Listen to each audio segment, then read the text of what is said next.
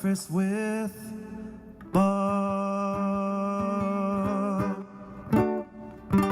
Welcome to Breakfast with Bob. My name is Bob Babbitt. We're brought to you by the PTO, the Pro Triathletes Organization, by Amp Human, by VeloFix, Normatec, Form Goggles, UCAN, and our Challenged Athletes Foundation. In March, we sent out 3,921 grants totaling $5.9 million to keep challenged athletes in the game of life through sport. Again, my name is Bob Babbitt, and our next guest, the amazing Lucy Charles-Barclay, who has finished second in Kona the last 3 years, has won Ironman South Africa and the African Championships 2 times, and was gearing up for an amazing season this year in 2020. Lucy, how are you hanging in through all this craziness? Yeah, Bob, great to talk to you. I'm coming to you live from my pain cave. So we spent a lot of time here during our really strict lockdown. We actually lived in here for 8 weeks. So we were sleeping in this boxing ring, but we have since actually gone back to our little flat, which isn't too far from here, to do a lot of training. But yeah, it's actually nice to have that kind of place where we go to work now, and then place where we're at home and we chill out, because we were trying to do all of that in here when we were living in here. And what do you have a boxing ring? What else is in there? Yeah, so we have an endless pool here as well. So we've been able to keep on top of our swimming.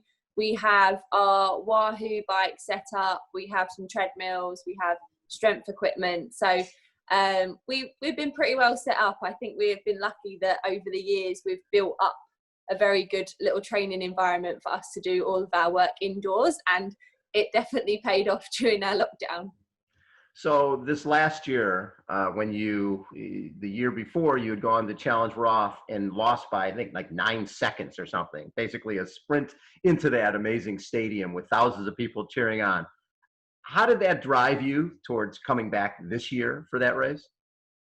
Yeah, so anyone who knows me knows that I don't like coming second, and I'm always, whenever I go to any race, I go in for the win, and I really do try my best to be at the pointy end of races. So coming second and being so close to getting that win at such an iconic race just fueled me so much to go away and train hard for that year, with the big focus of getting it right and going there and getting the win. So I was definitely had a lot of fire in my belly to go back and just put down that perfect race. And actually things still didn't go to plan, but I managed to get the win the year later. And I think it was sweeter than ever, having come so close the year before. So when you go to Kona for the first time as a pro in 17 and get second, and then get second again in 18, and then get second again in 19, the first time, obviously, you're ecstatic. And the second time, I'm sure you're thinking, boy, I'd like to be on top of the podium. And then the third time, you actually had lost second for a bit, and then dropped the third and then ran back. What would it mean to you to win that race, the Ironman World Championship? Yeah, I think obviously coming so close when you only need one more spot to get that win, and doing that 3 times, I think it would just mean so much to get the win there. And obviously it's the biggest race in the circuit. It is the World Championship race, and it's such a brutal, tough race that just to finish it is amazing. Anyone who's finished that race, it's just so tough. But to go there and get that win just means everything, because a long course triathlete. So every bit of my body, an ounce of my being wants to get the win there. And that's what drives me every day to keep training, is just to try and get that win. And I guess if you kind of played back each year, 2017, 18, 19, you'd see me finish, and probably I was obviously happy, but the amount that I was happy in 2017, each year it's probably got a little bit less, because it's like, oh, still second. So yeah, I think you would see another level on the 2017 ecstaticness if I could go and win that race. When I look back at you trying to make the Olympic team in 2012, right? You're trying to make either open water or in the pool. Neither of them happened, but you're still right at the pinnacle of that particular sport. When you moved into triathlon, and I mean, now you've got, Specialized and Red Bull and so many great sponsors, the difference between being an Olympic caliber athlete and an Ironman athlete, did you have any idea that there would be such a gap between what was happening as a potentially Olympic athlete and then you move into this other sport, which you didn't know a heck of a lot about, and maybe a lot bigger than you thought it was. Yeah, definitely. I think even as a swimmer, we had a couple of athletes in our swim squad that had gone and done a bit of triathlon, and we were like, oh, that's like a pretty cool sport, but it's not really well known and there's not many people doing it, so fair play, but we're doing swimming and that's a real sport. And then actually when I came into triathlon, it was just huge. Like, I guess it was completely booming at the time that I came in, but I was like, wow, this is a whole new world that I just didn't realize how much was going on, how competitive it was, and all these races that exist all around the world. And I didn't know that there was this Ironman World Championships in Hawaii. I'd heard of Ironman, but I didn't realize that you get to go to Hawaii to do the World Champs. So it kind of just, all these amazing things I kept just finding out about, and the history of the sport and the amazing athletes that have been just setting this whole new standard in long distance racing. It was just a complete new world that I didn't know anything about. So when you and Reece are coming into this, you're your husband Reece, and both of you are coming from that swimming background, you have to learn really cycling and running. You 2 out of the 3. And Reece was coming in really as both of you, sort of a blank slate, trying to learn this new sport. Because a lot of times people come in from swimming and they've got this amazing fitness, and they start running and they get injured a lot because they've got this engine that won't quit, and somehow, their body can't handle it. They keep breaking down. How did you guys design a training program really for the long haul in mind, so that you didn't do really well quickly and then burn out? Yeah, I think we had quite a steep learning curve in the beginning, and we definitely went in with that swimmer mentality that more is better, and more mileage will mean that you're going to do better. And we soon learned that actually our bodies haven't done miles and miles of running, and we haven't done hours on the bike. So we need to do a gradual progression. I think we were quite lucky as well, though, that as swimmers, we did actually do a lot of strength and conditioning to help complement our swimming. So we always wanted to do that, and we figured actually that really used to help us swim. We can apply this to triathlon, and it will, one, make us stronger athletes, but also make us more robust and less likely to get injured. And I think that's played a big part in us staying pretty strong. I mean, no one's unbreakable, and we definitely do have niggles from time to time, but we seem to be able to put training plans and rehab work in place that means that we get rid of them pretty quickly and can get back to work and stay strong. So you guys are launching a race team, Lucy Charles-Barclay race team, and it might have been today that you were launching this. Talk a little bit about that. Live. All right, so 10 athletes, is that what you're looking for?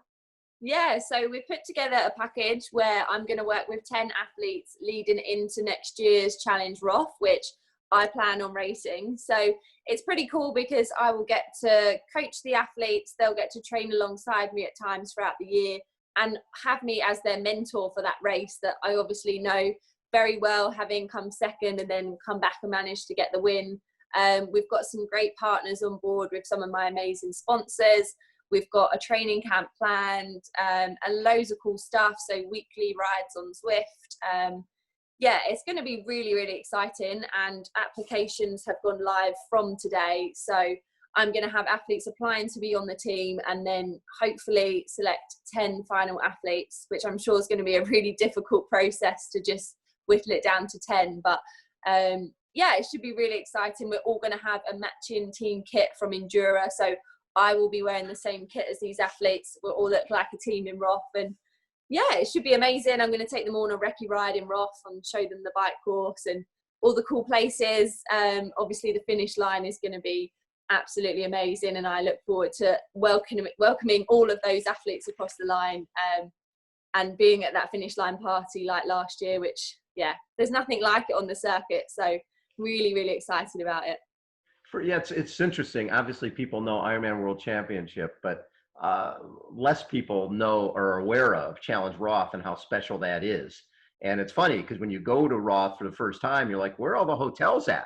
And there's everybody's homestay, or they're camping, or they're staying in Nuremberg. But there's 50,000 or 250,000 people on the course. When you climb up Solar Hill, 50,000 people there cheering for you. A finish line that 5 days before is an open grass lot that they build a stadium for. Talk a little bit about how special that event is.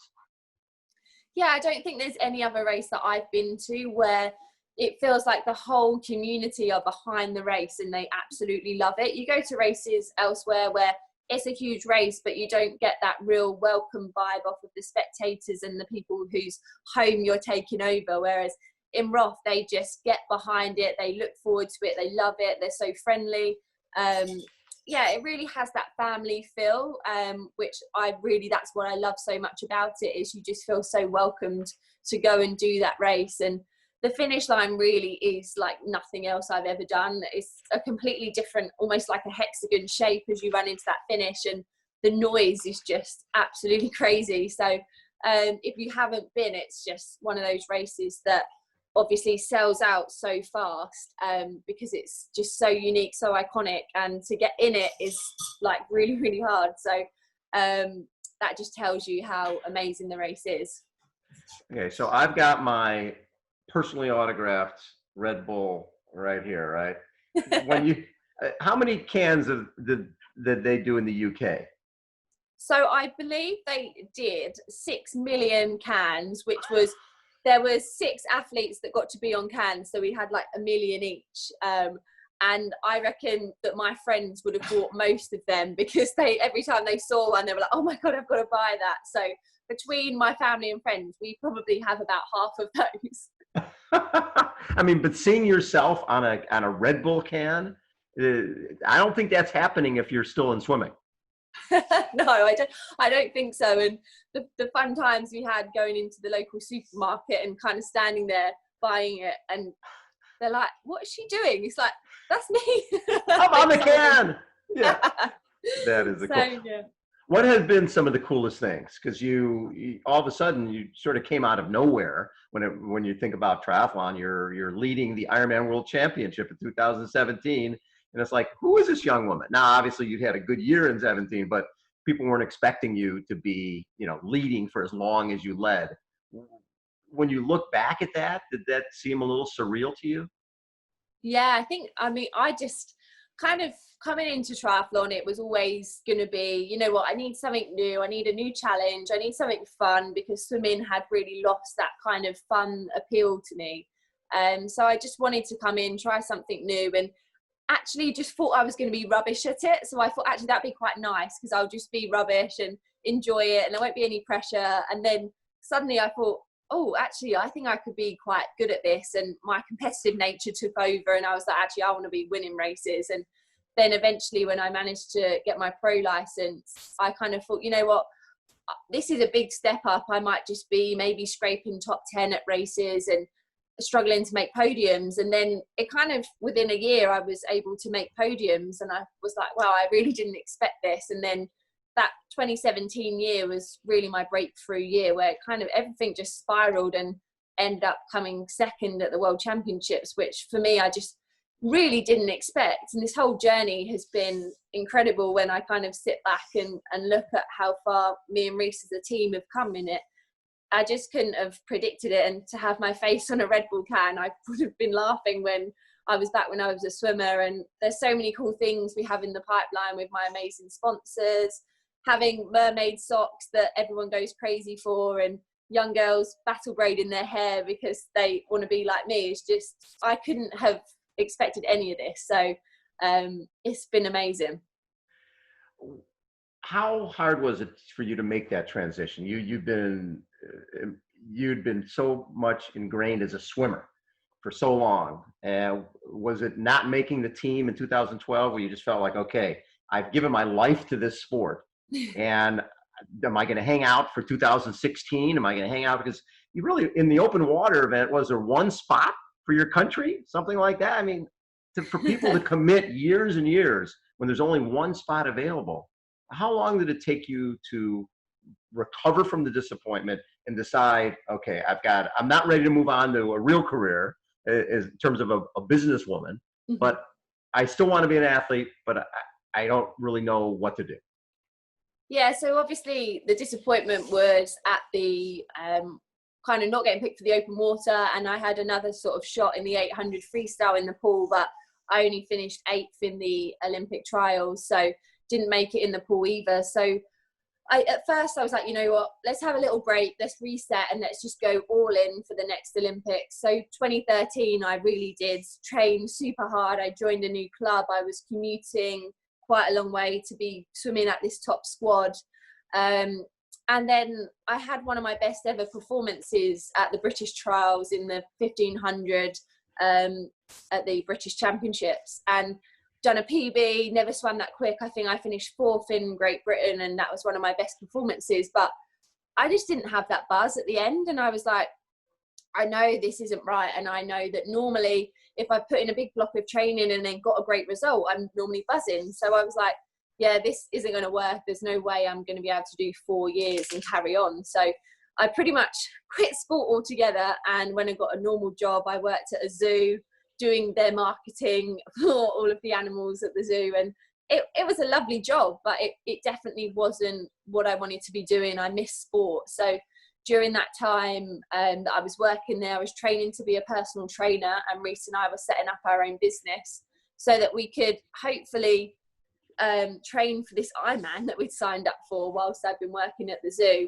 We needed a way of funding it, and we both were passionate about sport and coaching people, that we thought actually that's a pretty good way to go. So when we was training for that first Ironman, kind of looking back, I don't know how we did it, because we was up early swimming or PTing clients, then trying to fit in another session in the day, PTing until 10 o'clock at night, and then trying to get up early again to train. So we was just full on and leafleting through doors for hours out the day to get clients through the door. And it really was just absolutely crazy trying to learn how to train for an Ironman, set up a business. Reece was finishing off his degree. It was just a really mad time. But I guess when you put all of that hard work in, eventually you're going to find some positive result from it.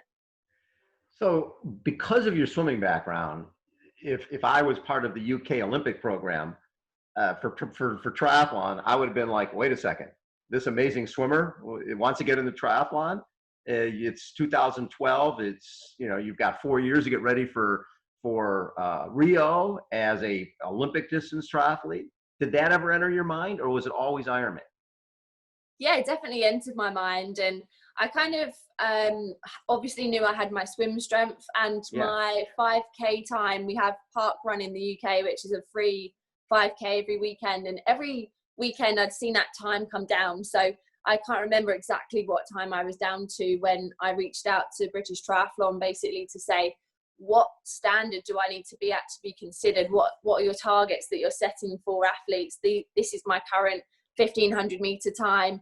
This is my current 5K time. I've obviously got an engine from swimming that I think I can put into the bike. But I sent that off and was pretty much shot down, saying, well, your swim's pretty good enough. Your run's way off, and well, we don't know about your bike. So pretty much, no, you're not going to be considered, and we're not going to help you. So yeah, that was pretty tough. But I think it really did give me that fire to be like, right, well, okay, I'm going to go into long course, and I'm going to prove that I am going to be good at this sport and I can be one of the best. So that probably spurred me on a bit when I'd come into this sport thinking, oh, it'd be a bit of fun. I was like, actually, I really want to prove a point now and prove that I can do this. You know, we've seen that a lot of times over the years. I remember Chris McCormick getting left off the 2000 Olympic team, and that lit a fire that lasted for the next decade, right? So have you, once you started having success at the longer distance, did you ever hear from the UK Olympic folks? Well, I had another problem, because when I was, I'd won Kona as an age grouper, I'd won the 70.3 Worlds as an age grouper.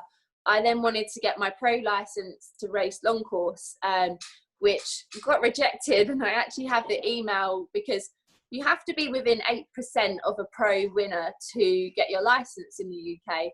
And my best results were at the World Championship races, where obviously the winner of the race was Daniela Reece that year. And I wasn't within 8% of her times. Who is? The second place person wasn't. So, there's an email that actually says something along the lines of, well, you're never going to come close to Daniela Reece. So I was like, okay, this is another point that I want to prove them wrong on. So they let me eventually they kind of gave me the license on a trial basis, saying that really I should only be racing 70.3 because that's where I was a little bit closer. But I actually went on to, I think I came third at Ironman Lanzarote and fourth at Ironman 70.3 Staffordshire. But unfortunately, that first year as a pro in 2016, I actually had a stress fracture in my leg, but I was so driven to race and make sure that I could keep that license that I just kept racing. But unfortunately, then that stress fracture got so bad that when I went and eventually had the scan on it after the 70.3 in Staffordshire, they said if I'd done one more race on it, I probably would have just snapped my leg in the race. So that taught me a big lesson that actually you must listen to your body. And as much as you might want to prove people wrong, you have to be patient too and do it the right way. So that's definitely been my steepest learning curve back in 2016. And luckily, we've never had an injury like that since. What's fascinating is a lot of people who are very young usually go through that Olympic cycle, right? They go, you like, look at Jan Frodeno didn't come over to long distance till he was in his mid-30s, and same with Alistair Brownlee and Javier Gomez. You're starting young, which is a positive, right? At the same time, avoiding a lot of long distance racing is something you sort of have to do because you don't want to burn out. Is it still fresh to you? Is it still something you love? Yeah, definitely. And I think I'm someone who loves to race a lot. And when I first came into triathlon and I'd got that pro license and I'd stopped being a personal trainer, I kind of had no real choice but to race a lot because I needed to make an income. Now I have that luxury of actually I've raced at a high level, and you earn all right as a triathlete in those races if you're coming at the pointy end. So as much as I would definitely love to race every single weekend, and obviously given what's going on now, I'm itching to race more than ever, but I've definitely become smarter in that actually I should race less, and when I do race at that kind of top level, look after my body a bit more and don't put it through too many long distance races in 1 year. And hopefully that will mean that I can have a long career doing what I love doing.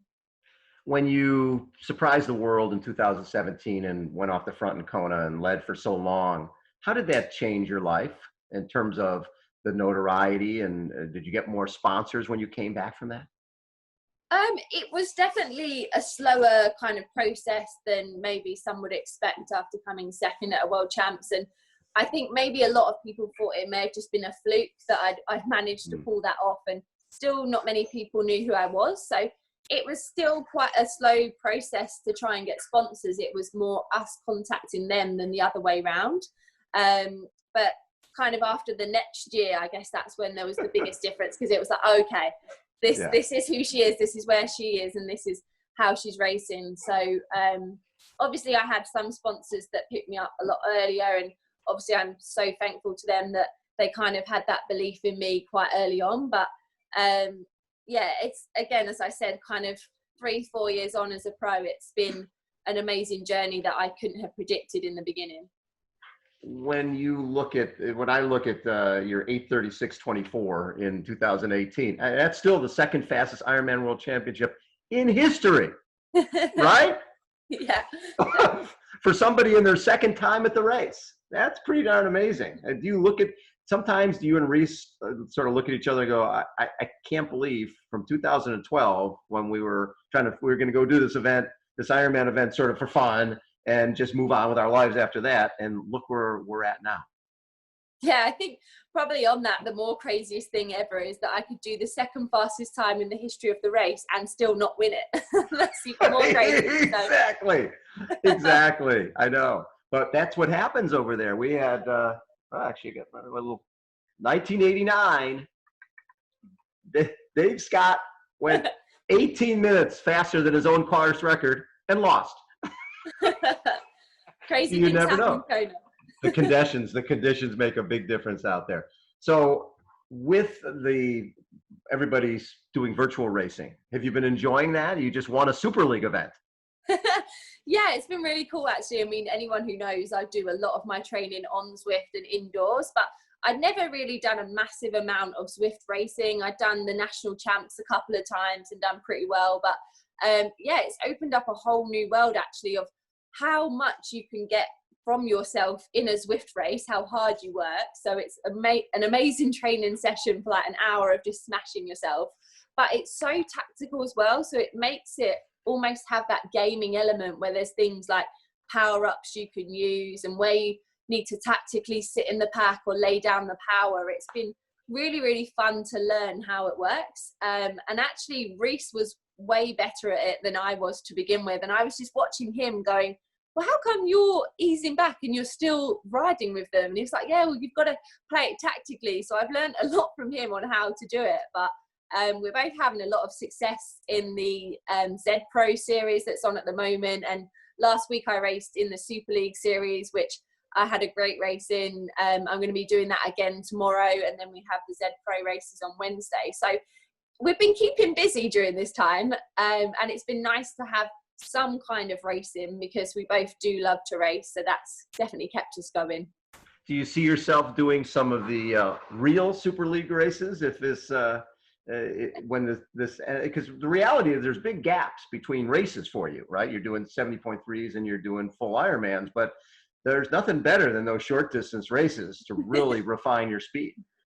Yeah, I mean, I actually had an interview with Macca this morning and it was for the Super League. And I said, well, maybe I will come and race because at the moment you could give me any race, whether it was a track race or a bike race, I would do anything at the moment just to get some racing in. So, yeah, I definitely think I would give it a go. It would put me out of my comfort zone for sure to do that top end speed. But I guess given my background was obviously the 10K in the open water, but my best pool event was a 1500 meter, which is a 20-minute race, if that. So right. I definitely can find that top end speed, which I've found when we've been doing the Zwift racing. So yeah, who knows? I think at the moment I would do any race that you give me. So yeah, who knows? Very cool. Okay, I'm going to toss you some rapid fire, some sort of short question answer. Amazing. Toughest moment for you in your career? Oh, I think coming second at Roth. That's so close. Because you're coming into the stadium, and now were you guys together coming into the stadium? Yeah, so I saw Daniela Blamel get that win. So it was just like, oh, so close, like it's gone. And then we were both like on the rivet, and there's an amazing photo of us just laying down on the finish line knowing that we had emptied the tank. But to be that close to winning that iconic race was so tough. I love that. Happiest memory? Oh, I think winning the Challenge Championship the first time, because I was actually sick in the morning and I'd called up my mum and I was like, Mum, I'm not well. If I pull out, don't panic. I'm not, nothing's wrong with me. I'm just not well. And then I went on to win it. And that was definitely what kind of just one race after another led to great stuff in 2017.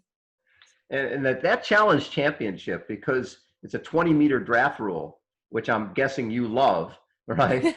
You come out of the water and you know if somebody's going to catch you on the bike that they had to work hard to do it.